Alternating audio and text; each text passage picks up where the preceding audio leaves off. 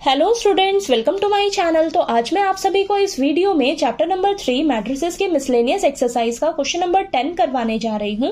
हमें दिया है if the matrix A is both symmetric and skew symmetric then.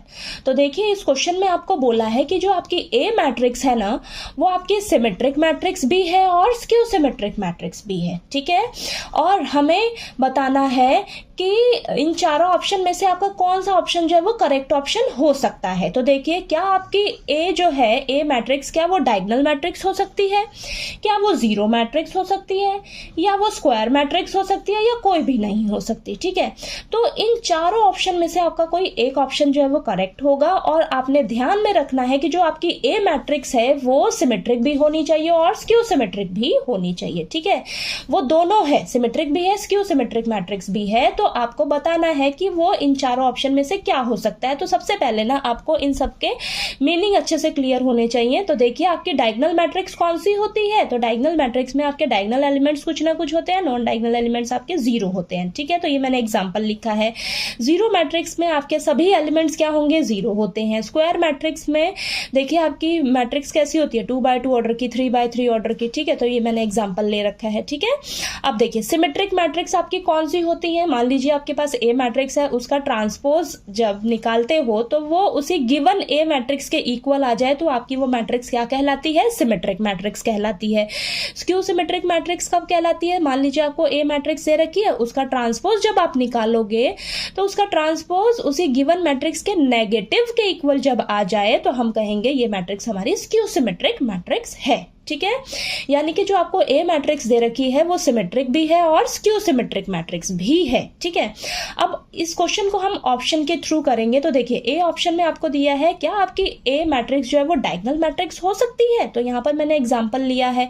तो अगर मैं इस एग्जांपल को लेकर चलूं तो मैं अगर इसका ट्रांसपोज निकालती हूँ, सिमेट्रिक और स्क्यू सिमेट्रिक मैट्रिक्स का ध्यान देना है आपने, अगर मैं इसका ट्रांसपोज निकालती हूँ तो यही आएगा। ठीक है, तो ये सिमेट्रिक मैट्रिक्स तो कहलाएगी। अगर मैं स्क्यू सिमेट्रिक मैट्रिक्स के लिए इसे चेक करूं तो देखिए, यहां पर इसका ट्रांसपोज निकालोगे तो ये तो नेगेटिव तो आएगा ही नहीं। ठीक है, ये नहीं आएगा ना, तो यहां पर ये वाला ऑप्शन तो हमारा गलत हो गया। ठीक है, अब बी ऑप्शन को देखिए। बी ऑप्शन में देखिए ए इज अ जीरो मैट्रिक्स। देखिए, स्क्वायर मैट्रिक्स भी आपका पॉसिबल नहीं है। सी जो ऑप्शन है, स्क्वायर मैट्रिक्स भी आपका पॉसिबल नहीं है। ये दोनों केस तो आपके पॉसिबल है ही नहीं स्क्वायर मैट्रिक्स के लिए भी।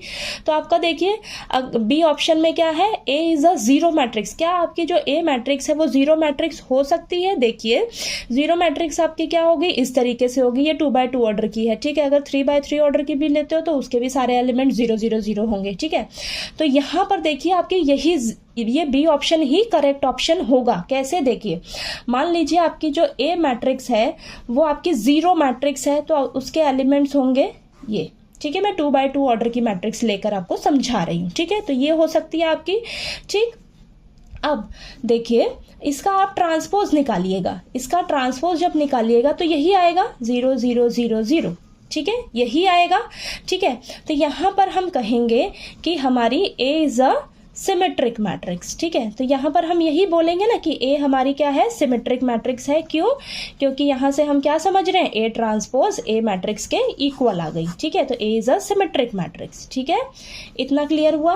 अब जब आप इसी मैट्रिक्स का ट्रांसपोज निकालते हो, ठीक है, ट्रांसपोज निकालते हो तो देखिए ये आ रहा है आपका। ठीक है, ये आ रहा है। अगर आप इसके आगे जीरो भी ले लेते हो, सॉरी माइनस लिख लेते हो। ठीक है, माइनस ले लेते हो।